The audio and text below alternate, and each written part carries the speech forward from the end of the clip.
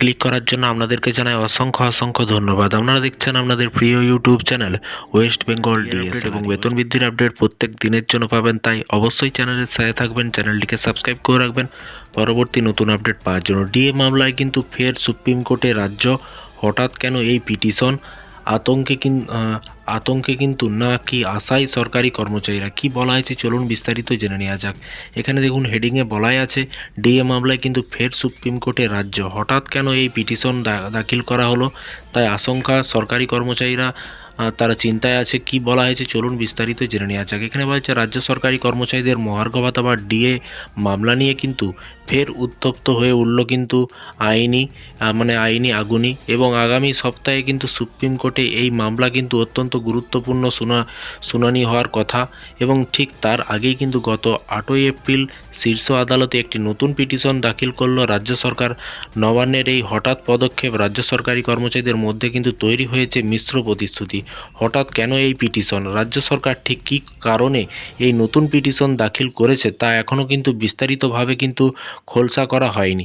তবে সূত্রের খবর আগামী 15 এপ্রিল বা 16 এপ্রিল মামলার পরবর্তী শুনানি হওয়ার কথা আছে। সেই শুনানির প্রস্তুতি হিসেবে কি এই পদক্ষেপ, নাকি বকেয়া মেটানোর প্রক্রিয়া কোনো পরিবর্তনের আবেদন, তা নিয়ে কিন্তু ধোঁয়াশা রয়েছে। Confederation of state government employee সাধারণ সম্পাদক মলয় মুখোপাধ্যায় বলেন যে এই পিটিশনের একটি স্ক্রিনশট কিন্তু শেয়ার করেছেন বলে জানা গিয়েছে, এবং এর পাশাপাশি এখন পর্যন্ত ডিএর স্থিতি কী আছে সুপ্রিম কোর্টে গত 5ই ফেব্রুয়ারি কড়া নির্দেশের পর কিন্তু রাজ্য সরকারের যে বকেয়া আছে, এখানে দেখুন বলাই হয়েছে রাজ্য সরকার যে বকেয়া মেটানোর প্রক্রিয়া শুরু করেছিল। এখানে দেখুন 25% বকেয়া, শীর্ষ আদালত দ্রুত কিন্তু 25% বকেয়া মিটিয়ে দেওয়ার নির্দেশ দিয়েছিল। রাজ্য সরকার 2 কিস্তিতে এই টাকা কিন্তু মেটানোর কথা জানায়, যার প্রথম কিস্তির কাজ কিন্তু শুরু হয়েছে। পরবর্তী কিস্তি বকেয়া মেটানোর দ্বিতীয় 2026 সালের সেপ্টেম্বর মাসে দেওয়ার কথা। বাকি 75% বকেয়া মহার্ঘ ভাতা, বাকি 75% মহার্ঘ ভাতা কীভাবে মেটানো সম্ভব তা খতিয়ে দেখতে অবসরপ্রাপ্ত বিচারপতি ইন্দু মলহোত্রার কিন্তু নেতৃত্বে একটি উচ্চ পর্যায়ে কিন্তু কমিটি গঠন করেছে আদালত।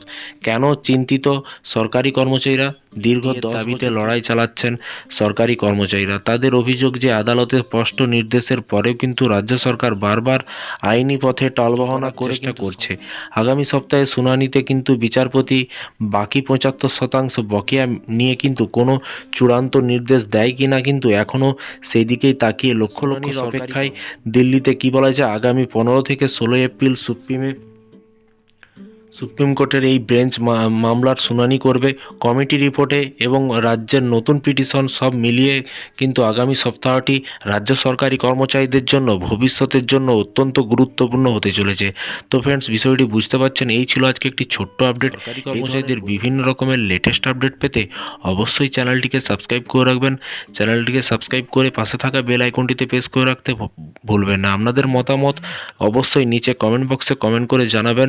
যদি আপনাদের কোনো কোশ্চেন মতামত থাকে নিচে কমেন্ট বক্সে কমেন্ট করে জানাতে ভুলবেন না। থ্যাংক ইউ ভিডিওটি এতক্ষণ দেখার জন্য।